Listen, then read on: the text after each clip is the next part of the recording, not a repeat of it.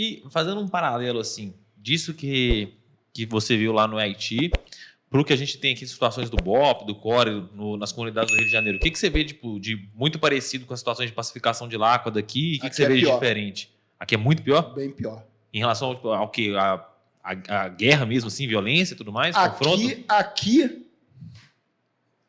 é muito mais, demograficamente falando, difícil, cheio. O Haiti é pequeno, o Haiti é um ovinho, certo? O Haiti não tinha metade da metade do que se tem no Rio de Janeiro hoje, de comunidades dominadas pelo crime organizado.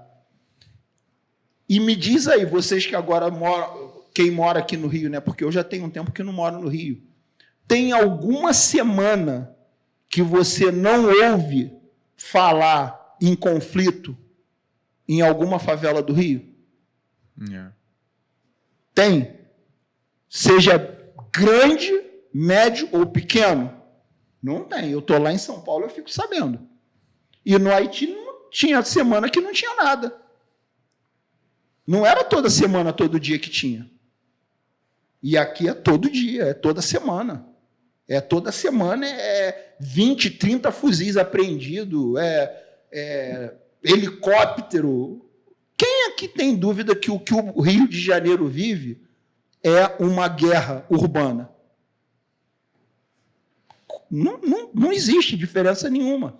O armamento é de guerra, é armamento militar. São fuzis. Precisa-se de helicóptero. Só se entra com blindado. Então, aonde que não é uma guerra? É o que isso? Se não é guerra, é o quê? É uma guerra urbana que o Rio de Janeiro vive hoje. Sem tirar nem pôr. Se você trouxer qualquer especialista do mundo em segurança pública e rodar o Rio de Janeiro, ele ficar um mês aqui, eu duvido que ele não vá dizer que é uma guerra urbana. É uma guerra o que o Rio de Janeiro vive hoje. Sem tirar nem pôr. E quais são as maiores dificuldades que o pessoal aqui enfrenta para conseguir fazer pacificação ou algo do tipo? Se é que está tendo alguma ação hoje em dia ainda, né?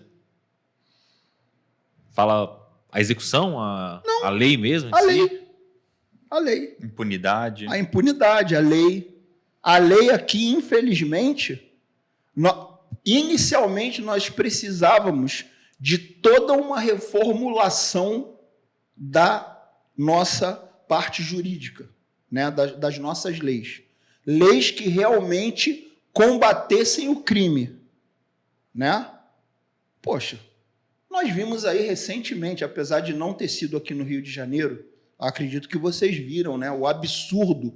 A polícia ela tinha apreendido de um MC desse aí da vida, um rapper. Eu vi. Um helicóptero, tem que devolver, um helicóptero, não foi só o helicóptero. Os carros importados, a mansão, o iate, que tudo era proveniente de dinheiro do tráfico, segundo as notícias, e teve que devolver.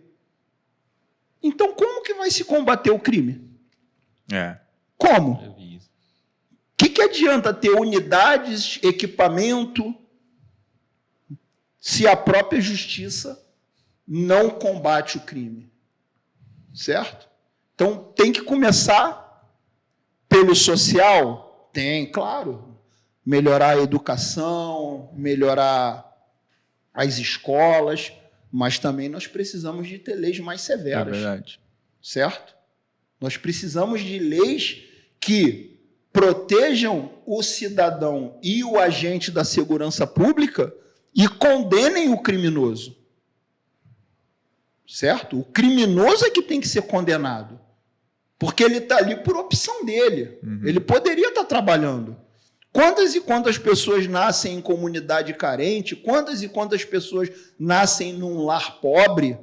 Ou são filhos de alcoólatra ou de viciado em droga e não se tornam criminoso? Na verdade, a maioria, né? É uma minoria aí que estraga, Vão trabalhar. Não importa se eles vão ter um trabalho que ganhe menos ou um trabalho que ganhe mais, mas vão trabalhar. Agora, o cara que vai optar pelo crime, Ele sabe, é aquilo que eu falei. Ele está em campo. Se ele está em campo, ele está sujeito às penalidades do jogo. Não é? É a opção dele ser criminoso. Isso aí. E aquela operação de pacificação que teve foi em 2011? Foi. Que deu até... Saiu na Globo. Enfim, eu era muito jovem na época ainda, porque tenho 25 anos. Aquela né? 2011, que a Globo transmitiu ao vivo? Você chegou a participar? Não participei, mas acompanhei bem de perto. Como que foi? O que você consegue contar pra gente sobre ela? Porque, tipo, quanto tempo de planejamento teve? Por que achei engraçado também, por que foi ao vivo mostrado tudo isso? Não atrapalhava a operação, esse tipo de coisa? Então, vamos lá. Quanto tempo de planejamento teve, é difícil dizer, porque às vezes já está sendo planejado há muito tempo e a gente não tem conhecimento, porque é um planejamento de alto escalão, certo? Mas como eu falei, eu não participei. Então, quando eu tomei conhecimento, tipo assim, foi quando os amigos, né, tomaram conhecimento e comentaram, ó, nós estamos indo para uma operação no Complexo do Alemão, certo?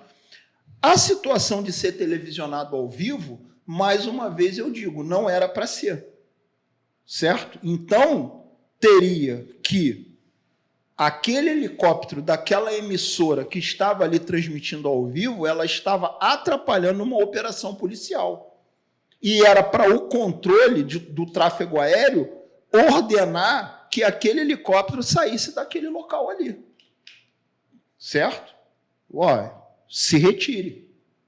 Porque você vai estar atrapalhando. Inclusive, aquele helicóptero poderia até ter sido abatido. Certo? Eles estavam correndo risco ali, Sim. Filmando aquilo ali. E colocaram muitos militares também em risco, né? Porque mostrava a posição que eles estavam e tudo mais. Quando você filma, você está mostrando os criminosos, mas você também está mostrando a atuação policial, a atuação das forças de segurança pública.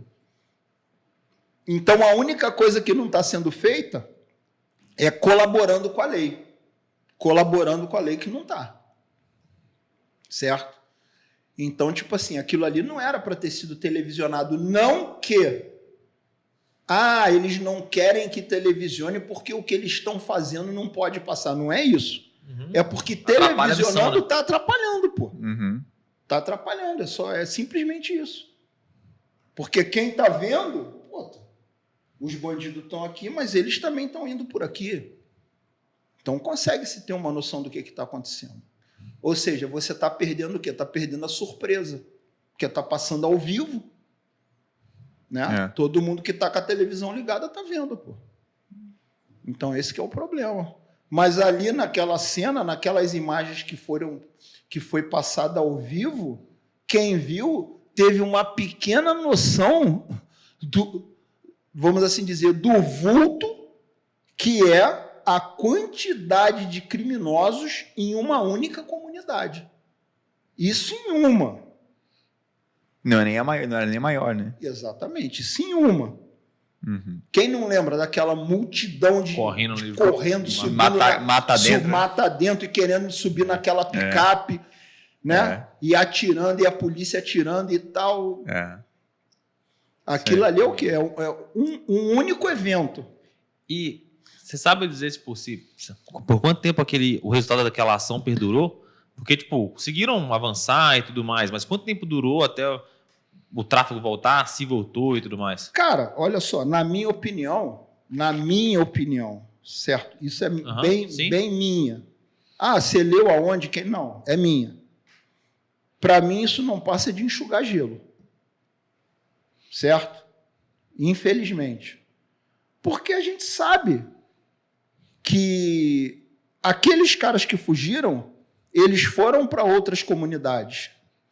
Para que algo tenha resultado realmente, tem que ser algo muito mais incisivo. Infelizmente, para que tenha resultado, vai ter que ser algo doloroso. Exemplo, um paciente com câncer, a gente sabe que ou tira-se o câncer, certo? Ou o câncer vai matar ele. E muitas das vezes o câncer toma uma proporção tal que se for tirar o paciente vai morrer, ele não vai nem aguentar, né? Quando está terminal. E quando tira, quando existe a possibilidade de tirar, ainda assim é muito traumático. Ele tem que passar por quimioterapia, radioterapia. A recuperação é longa ainda. A recuperação é longa, podendo voltar. O crime é um câncer. Para tirar esse câncer, o paciente ele quase vai morrer. Mas dá para tirar. Se quiser, tira. Mas vai ser doloroso. Não vai ser com rosa, com pomba branca, com paz que vai tirar. Não vai. Não adianta querer se enganar. Não adianta. Não adianta. Não vai acabar com isso com palavras de paz e de amor e de carinho. Infelizmente, a realidade é dura. É essa. Certo? Não tem outra solução. Basta quem quiser, tipo assim, ele está falando a maior besteira do mundo. Beleza. Vai para a internet e começa a estudar o que aconteceu em El Salvador. O que o presidente de El Salvador fez para pacificar o país. Eu não vou nem falar aqui para não gerar polêmica, mas procura saber. Vai para a internet e estuda. O que tem as notícias lá de El Salvador? O presidente de El Salvador, ele tem um perfil no Instagram. O que ele fez? Quais as medidas que ele tomou? Tudo que ele fez em El Salvador para pacificar o país. Hoje o país